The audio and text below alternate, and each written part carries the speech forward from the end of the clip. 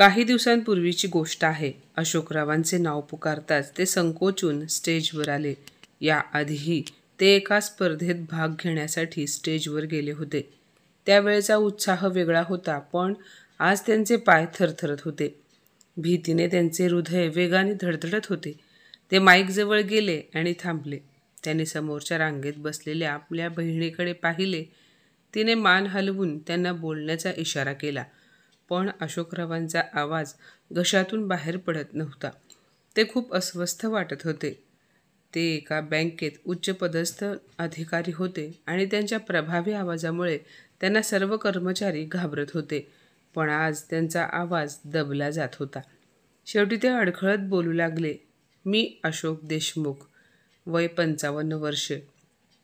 मला दरमहा बँकेकडून 25,000 रुपये निवृत्ती पेन्शन मिळते. मला एक मुलगा आणि एक मुलगी आहे. दोघेही विवाहित आहेत. माझा मुलगा परदेशात स्थायिक आहे आणि मुलगी याच शहरात असते. पुण्यात माझा स्वतःचा फ्लॅट आहे. मला मधुमेह आहे." स्वतःबद्दल माहिती सांगितल्यानंतर अशोकराव स्टेजवरून खाली आले आणि त्यांच्या खुर्चीवर बसले. त्यांना असे वाटले की जीवनाचा रील उलटला आहे. लग्नासाठी स्वतःची ओळख करून देणे किती कठीण आहे तेही सर्वांसमोर. पुरुषांची ओळख संपली आणि महिलांची ओळख करून देण्यास सुरुवात झाली. एकामागून एक महिला येत होत्या आणि स्वतःची ओळख करून देत निघून जात होत्या. एक नाव पुकारले गेले, वंदना जोशी. एक महिला तिच्या जागेवरून उठली, पण खुर्ची धरून तिथेच उभी राहिली. स्टेजवर जाण्याची तिची हिंमतच झाली नाही, त्यामुळे ती पुन्हा बसली. तिच्यासोबत आलेल्या महिलेने तिला आधार दिला आणि तिला स्टेजवर आणले. ती महिला माईक समोर आली आणि म्हणाली, "ही माझी मावशी आहे, वंदना जोशी, वय 50 वर्ष.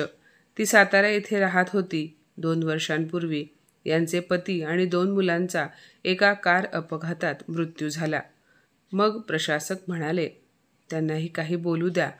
मॅडम, तुमचे शिक्षण किती झाले आहे?" त्या महिलेने हॉलमध्ये सर्वत्र एक नजर टाकली. सगळे तिच्याकडे पाहत होते. ती हळू आवाजात म्हणाली, "मी पदवीधर आहे." त्याने विचारले, "आणखी काही आवड आहे का?" तेव्हा ती म्हणाली, "हो, मला संगीताची आवड आहे." आता ती सामान्य झाली होती आणि तिचे बोलणे सुरू ठेवत ती म्हणाली, "मला नवऱ्याच्या रूपात एक मित्र हवा आहे, जो माझे दुःख समजू शकेल, जो मला आधार देऊ शकेल. माझा रक्तदाब नेहमी वाढलेला असतो. हिवाळ्यात मला श्वास घेण्यास त्रास होतो." त्या महिलेचे बोलून झाल्यानंतर वृद्ध पुरुष आणि स्त्री परिचय परिषद संपली होती. अशोकराव आणि त्यांची बहीण स्टेजवर येणाऱ्या प्रत्येक महिलेकडे बारकाईने लक्ष ठेवून पाहत होते. आतापर्यंत येणाऱ्या बहुतेक महिला नोकरी करणाऱ्या होत्या. प्रत्येक महिला आपापला परिचय देऊन निघून जाताच विमलताई अशोकरावांना इशाऱ्याने विचारत असत आणि अशोकराव डोके हलवून नकारार्थी उत्तर देत असत. अशोकरावांचे डोळे अशा गरजू स्त्रीला शोधत होते, ज्याचे जीवन ते सुधारू शकतील. वंदना जोशी स्टेजवर येताच त्यांचे रूप पाहून ते थक्क झाले. गोरा रंग, एक अनोखी तेजस्वी चेहरा, सपाट कपाळ, मोठे डोळे. ते पाहून अशोकराव यांना त्यांच्या दिवंगत पत्नी सुनीताची आठवण झाली. जेव्हा त्या बोलत होत्या तेव्हा त्यांचे शब्द त्यांच्या मनात जलतरंग निर्माण करत होते. त्यांना पाहता क्षणी असे वाटले की वंदना ह्याच त्यांच्यासाठी योग्य आहेत. घरी परतत असताना विमलताईंनी विचारले, "दादा, तुला कोण आवडले?" अशोकराव विमलचे पती नरेशरावांना म्हणाले, "दाजी, तुम्ही तुमचे मत सांगा." नरेशराव म्हणाले, "दादा, मला 11वा क्रमांक आवडला." "काय नाव होते बरं त्यांचे?" "हो, वंदना." विमल हसत म्हणाली, "हो दादा, मलाही त्याच आवडल्या." अशोकराव गालातल्या गालात हसले आणि हळुवारपणे म्हणाले, "ठीक आहे, तुमची आवड तीच माझी आवड." पण त्यांच्या मनात अंकिता आणि अमितचा विचार येताच चेहऱ्यावर काळजी दिसू लागली. कारण मुले काय म्हणतील तेही महत्त्वाचे होते. असो, कॉन्फरन्समधून मिळालेल्या मासिकात वंदनाचा पत्ता सापडला. भेटीचे ठिकाण आणि वेळ फोनवर ठरवण्यात आले. दोन्ही कुटुंबियांचे बोलणे झाले. अशोकरावांनी वंदनासोबत थोडासा वेळ घालवला. एकांत मिळताच त्यांनी वंदनाकडे लक्ष देऊन पाहिले. त्या खूप सुंदर दिसत होत्या. त्यांच्या पहिल्या पत्नीप्रमाणे वंदनाच्या चेहऱ्यावर तेज आणि शांतता होती. अशोकराव यांना वंदनाताई मनापासून आवडल्या होत्या. वंदनाचा प्रत्येक शब्द अशोकरावांच्या मनावर छाप पाडत होता. शेवटी पुढच्या रविवारचा लग्नाचा मुहूर्त ठरला आणि हे सांगण्यासाठी विमलताईंनी अंकिताला फोन केला. त्या म्हणाल्या, "अंकिता, कशी आहेस?" ती म्हणाली, "आत्या, मी बरी आहे. बोल ना, आज बऱ्याच दिवसांनी फोन केलास." विमलताई म्हणाल्या, "अगं, मी हे सांगण्यासाठी तुला फोन लावलाय की येत्या रविवारी दादा लग्न करतोय. अगं, तू आणि अमित आपापल्या संसारात मग्न आहात. दादा इकडे एकटाच असतो. त्यामुळे दादाने लग्न केले तर बरे होईल असे मला वाटले आणि मीच त्याला लग्नासाठी सुचवले. ह्याच वयात त्याला जीवनसाथीची सर्वात जास्त गरज आहे. तुला काय वाटते?" वडिलांच्या लग्नाबद्दल ऐकून अंकिताला धक्का बसला आणि ती म्हणाली, "हे काय आत्या? बाबांना लग्न करण्याची काय गरज आहे? अशी कोणती मोठी गोष्ट घडली म्हणून ह्या वयात त्यांना लग्न करायचे आहे?" अंकिताला समजावत विमलताई पुन्हा म्हणाल्या, "अगं अंकिता, दादाला खूप एकटे वाटते. एकट्याला घर खायला उठते आणि सर्वात महत्त्वाचे म्हणजे तो मधुमेहाचा रुग्ण असल्याने त्याची काळजी घेणारे कोणी नाही आणि या आजारात आवश्यक असलेली काळजी फक्त आपल्या हक्काचा माणूसच घेऊ शकतो आणि आपण त्याची हक्काची माणसे आहोत. पण आपल्याकडे त्याच्यासाठी वेळ आहे का? आपण आपला संसार सोडून दादाची काळजी घेऊ शकतो का? याचाही जरा विचार कर ना. म्हणूनच मी दादाला माझ्याकडे नागपूरला बोलावून घेतले. इथे वृद्ध पुरुष आणि महिलांचा मेळावा होता. आमच्या आग्रहावरून दादाला एक स्त्री आवडली. शुभमुहूर्तानुसार त्यांचे लग्न पुढच्या रविवारी आहे." अंकिता निराशेने म्हणाली, "आत्या, हे तू काय बोलत आहेस? अगं, या वयात कोणी लग्न करते का? रामनाम जपण्याचे त्यांचे वय आहे आणि ह्या वयात त्यांना बायकोची गरज आहे." विमलताई म्हणाल्या, "हे बघ बेटा, दादाला आम्ही खूप विनवण्या केल्या तेव्हा कुठे तो लग्नाला तयार झाला आहे आणि आता जर तू त्याला लग्न करू नका म्हणालीस तर त्याला आयुष्य एकट्याने जगावे लागेल. तू आणि मी दोघेही त्याची काळजी घेऊ शकत नाही. अशा परिस्थितीत त्याला अशा सोबतीची गरज आहे जी त्याची एकटेपणाची पोकळी भरून काढू शकेल." तेवढ्यात अशोकराव फोन जवळ आले. विमलताईंच्या हातातला रिसिव्हर घेऊन ते अंकिताला समजावून सांगत म्हणाले, "बाळा, तू रागावली आहेस का? हे बघ, तू तुझ्या कुटुंबासह लवकर इकडे ये." पलीकडून आवाज आला, "बाबा, मला तुमच्याशी बोलायचे नाही. या वयात लग्नाचे वेड लागले आहे का तुम्हाला?" एवढे बोलून अंकिताने फोन ठेवला. अशोकराव खोल विचारात बुडाले. त्यांना एक नाते तोडून दुसरे नाते सुरू करायचे नव्हते. फक्त मुलांसाठीच त्यांनी आत्तापर्यंत स्वतःबद्दल विचार केला नव्हता. जेव्हा जेव्हा अंकिताला त्यांची गरज होती तेव्हा ते प्रत्येक निर्णयात तिच्या पाठीशी उभे राहिले. तिने आंतरजातीय विवाह केला तरीही त्यांनी जातीच्या बंधनांची कोणतीही अडचण निर्माण केली नाही आणि आज जेव्हा त्यांनी स्वतःचा विचार केला तेव्हा अंकिताला ते अजिबात आवडले नाही. एकटेपणा असह्य होतो. एकट्याने वेळ जात नाही. घड्याळाचे काटे थांबलेले दिसतात. सर्वात मोठी गोष्ट म्हणजे काही गोष्टी अशा असतात, काही दुःखे अशी असतात की त्या फक्त आयुष्याच्या जोडीदाराशीच बोलता येतात. अशोकराव काही वेळ निराश होऊन बसले. त्यांनी धाडस केले आणि त्यांच्या मित्राला विकासरावांना फोन करून लग्नाची बातमी सांगितली. पण ही बातमी ऐकून विकासराव काहीही बोलले नाहीत. अशोकरावांना वाटले की विकासराव त्यांचे अभिनंदन करतील. मग ते त्यांना म्हणतील की आता तूही त्याला लवकर आनंदाची बातमी सांगावीस. कारण तेही एकटेच राहत होते. पण त्याने रिसिव्हर खाली ठेवला. त्यामुळे अशोकरावांना पुन्हा एकदा असे वाटू लागले की त्यांचा लग्न करण्याचा निर्णय साफ चुकीचा आहे. सगळे काय विचार करतील, ते माझी चेष्टा करतील, हा संघर्ष त्यांच्या मनात रात्रभर चालू राहिला. सकाळी लवकर उठून ते मॉर्निंग वॉकला गेले. घरी परत आले तेव्हा त्यांनी पाहिले तर विमलताई फोनवर कोणाशी तरी बोलत होत्या. विमलताईंच्या चेहऱ्यावर काळजी स्पष्ट दिसत होती. अशोकरावांनी विचारताच तिने सांगितले की वंदनाच्या घरून फोन आला आहे. वंदनाच्या सासरच्यांनी 2 वर्षांपासून तिची कोणतीही खबर घेतली नाही, पण तिचे लग्न होत आहे हे कळताच त्यांनी वंदनावर लग्न न करण्यासाठी दबाव आणायला सुरुवात केली. त्यांना वंदनाचे लग्न व्हावे असे वाटत नव्हते. अशोकरावांना देखील इतक्या विरोधाभासामध्ये लग्न व्हावे असे वाटत नव्हते. संध्याकाळी वंदनाताई संगीताला घेऊन अशोकरावांच्या घरी आल्या. वंदनाताईंच्या चेहऱ्यावर काळजी स्पष्ट दिसत होती. काही वेळ वातावरणात शांतता होती. संगीता विमलताईंना म्हणाली, काकू, वंदना काकी आज सकाळपासून काळजीत आहेत. त्यांच्या सासरच्या नात्या लग्न करणार असल्याचे समजले आहे. सकाळी सासरहून एक धमकीचा फोन आला.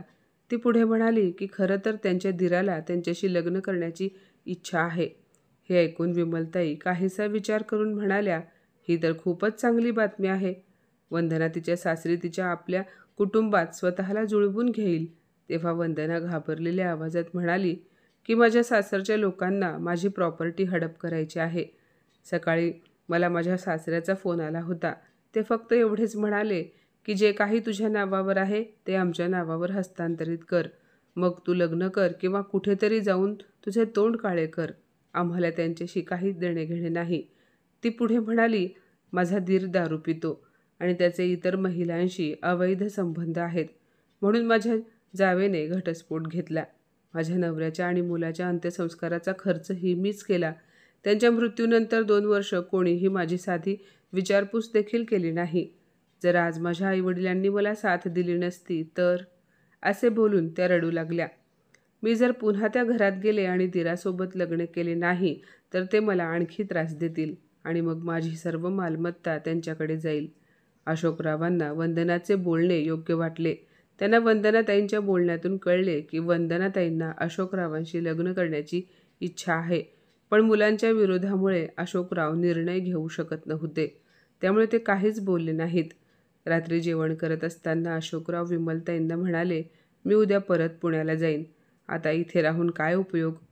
नरेशराव म्हणाले, तिथे जाऊन तरी तुम्ही काय करणार आहात? तेवढ्यात अशोकरावांचा मोबाईल वाजला. मोबाईलवर मुलाचा कॉल आलेला पाहून ते आश्चर्यचकित झाले. विमलताई म्हणाल्या, दादा, कोणाचा फोन आहे? अशोकराव म्हणाले, अमितचा फोन आहे. अशोकरावांनी फोन घेऊन स्पीकर चालू ठेवला आणि उत्साहाने म्हणाले, कसा आहेस बेटा? या प्रश्नाचे अमितने काहीही उत्तर दिले नाही. उलट त्याने वडिलांना प्रश्न विचारला, बाबा, तुम्ही लग्न करत आहात का? अशोकराव गोंधळून गेले. त्यांना समजत नव्हते की अमितला काय उत्तर द्यावे. ते मनात म्हणाले, मागच्या महिन्यात शुगर वाढल्याने मी हॉस्पिटलमध्ये ॲडमिट होतो. ही बातमी त्याला सातासमुद्रापार पोहोचली नाही, पण माझ्या लग्नाची बातमी अगदी वेळेत पोहोचली. ते म्हणाले, तुला याबद्दल कोणी सांगितले? तो म्हणाला की ही बातमी मला अंकिताने दिली. अमित म्हणाला, हे बघा बाबा, तुम्ही हे लग्न करू नका. या वयात ते बरे दिसेल का? आणि आमच्या इमेजचे काय? जरा विचार करा, लोक काय म्हणतील? म्हातारपणात ह्या माणसाला वेड लागले आहे म्हणून ह्याने म्हातारपणात लग्न केले. तो पुढे म्हणाला, आपल्या प्रॉपर्टीचे पुढे काय होईल हे तुम्हाला काही समजत नाही का? त्याच्या या वाक्याने अशोकरावांच्या पायाखालची जमीन हलली. आता हळूहळू त्यांच्या लक्षात येऊ लागले की अमित त्यांना सगळी प्रॉपर्टी विकून त्याच्याकडे जाण्याचा आग्रह का करत होता. अशोकराव त्यांच्या मुलांसाठी सर्वस्व विकून निघून जाण्यास तयार होते. तशी त्यांनी वर्तमानपत्रात जाहिरातही दिली होती आणि याबद्दल त्यांनी त्यांच्या मुलाला फोनवरून आनंदाने माहिती दिली होती. परंतु संभाषणादरम्यान त्यांना कळले की त्यांचा मुलगा त्यांना स्वतःकडे नाही तर एका वृद्धाश्रमात ठेवणार आहे. रावांनी पुढे काहीही न बोलता मोबाईल बंद केला. फोन ठेवल्यानंतर ते म्हणाले, आजपर्यंत मी मुलांचा विचार करून कोणताही निर्णय घेऊ शकलो नाही. अमितचे बोलणे ऐकून विमलताई आणि नरेशराव म्हणाले, कित्येक वर्षांनी आज अमितचा फोन आला आणि तोही असा. अशोकरावांच्या मनात विचारांचे वादळ सुरू होते. आता त्यांच्या लक्षात आले की आजपर्यंत अमित गप्प होता कारण त्यांची सर्व प्रॉपर्टी त्याचीच तर होती. पण आता वडिलांची सर्व प्रॉपर्टी लग्नानंतर दुसऱ्या कोणाच्या नावे होईल ही भीती अमितला सतावत होती. ते खोलीत तिकडे तिकडे फिरू लागले. अशोकरावांनी त्यांचा मोबाईल हातात घेतला आणि अंकिताला फोन लावला. अंकिता म्हणाली, बाबा, तुम्ही काय विचार केला आहे? अशोकराव म्हणाले, बेटा, तुला काय म्हणायचे आहे? ती म्हणाली, बाबा, आता तुमचे वय झाले आहे. ह्या वयात लग्न करून काय करणार आहात? अशोकराव म्हणाले, वंदनालाही माझी गरज आहे. अंकिता म्हणाली, 2 दिवसात तुम्ही तुमच्या रक्ताची नाती विसरून दुसऱ्यांचा विचार करत आहात? अशोकराव म्हणाले, नाही, हा मुद्दा नाही. मला समजून घेण्याचा प्रयत्न करा. अंकिता म्हणाली, मग ठीक आहे, तुमचे सर्व पैसे त्या दुसऱ्या बाईवर खर्च करा. असे बोलून अंकिताने रागाने फोन ठेवला. अशोकराव अवाक होण्याची ही दुसरी घटना होती. आता त्यांच्या लक्षात आले होते की त्यांची मुले त्यांच्या लग्नाला का विरोध करत आहेत. ते रात्रभर विचार करत होते आणि शेवटी त्यांनी एक निश्चित पण ठाम निर्णय घेतला. जसे दही घुसळल्यानंतर लोणीवर तरंगते तसे ते विचार करू लागले की माझ्या मुलांच्या सुखासाठी, आनंदासाठी मी माझे सुखवैभवाचे दिवस एकटे घालवले. दोन्ही मुलांनी त्यांची जी इच्छा बोलून दाखवली ती प्रत्येक इच्छा मी पूर्ण केली. अमितला परदेशी मुलीशी लग्न करायचे होते तेव्हा मी त्याच्या लग्नाला विरोध केला नाही. अंकिताला आंतरजातीय लग्न करायचे होते, तिच्याही लग्नाला मी परवानगी दिली. समाज आणि चालीरीती, परंपरा यांच्या विरोधात जाऊन मी माझ्या इच्छा, आकांक्षा सर्व काही माझ्या मुलांच्या आनंदासाठी बलिदान केले. मी बँकेत नोकरी करत होतो, त्यामुळे सुनीताच्या मृत्यूनंतर कुमारिका मुलींचे अनेक प्रस्ताव आले, पण मुलांना कोणतीही गैरसोय होऊ नये किंवा समाजाने त्यांच्या मनात सावत्र आई हा शब्द निर्माण करू नये असा विचार करून मी मुलांमध्येच गुंतून राहिलो. पण आता मी एकटा आहे, अगदी एकटा. पण आता माझ्या त्याच मुलांना माझ्या संपत्तीचा मोह आहे. त्यांना माझ्याबद्दल काहीच वाटत नाही. त्यांनी माझ्या प्रेमाचे, माझ्या विश्वासाचे, माझ्या आत्मीयतेचे चांगले बक्षीस दिले आहे. त्यांच्या मनात विजयाची भावना निर्माण होऊ लागली. नागपूरला येण्यापूर्वी त्यांचीही लग्न करण्याची इच्छा नव्हती, पण इथे आल्यानंतर वंदनाला भेटून त्यांच्या मनात एक आपलेपणाची भावना निर्माण झाली. त्यांना त्यांच्या आयुष्यात पुन्हा एकदा आनंद परतून येत असल्याचे जाणवू लागले. दुसरीकडे वंदनाच्या कुटुंबालाही तिची मालमत्ता हवी आहे. ते मनात म्हणाले, यापुढे आम्ही दोघेही कोणाची पर्वा करणार नाही. आम्ही लवकरच लग्न करू. मग त्यांनी विमलताई आणि नरेशरावांना फोन केला आणि त्यांना आपला निर्णय सांगितला की ते ठरलेल्या दिवशी वंदनासोबत लग्न करायला तयार आहेत. हे ऐकून त्या दोघांना खूप आनंद झाला. नागपूरला येण्यापूर्वी अशोकरावांनी एक घोषणा केली होती. त्यांनी त्यांचा फ्लॅट विकायला काढला होता आणि मुलाच्या आग्रहाखातर परदेशात जाण्याचा विचार केला होता. पण आता सत्य त्यांच्या समोर स्पष्ट झाले होते. त्यांची मुले त्यांच्यावर प्रेम करतात असे त्यांना वाटत होते, पण त्यांचे खरे हेतू वेगळेच होते.